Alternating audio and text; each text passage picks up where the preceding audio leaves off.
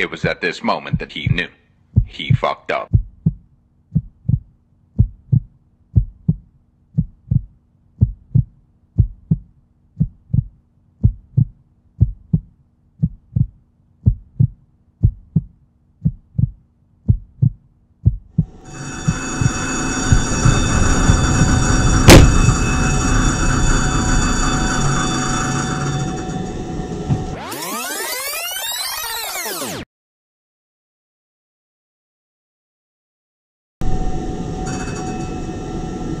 Příští zastávka Tábor.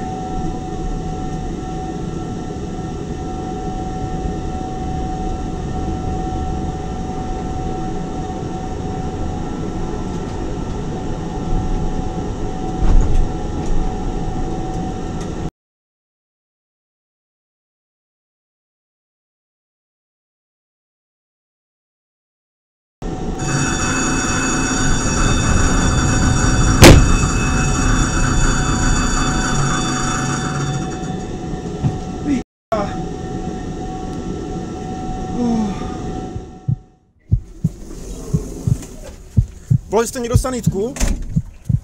Záchranná služba, dobrý den.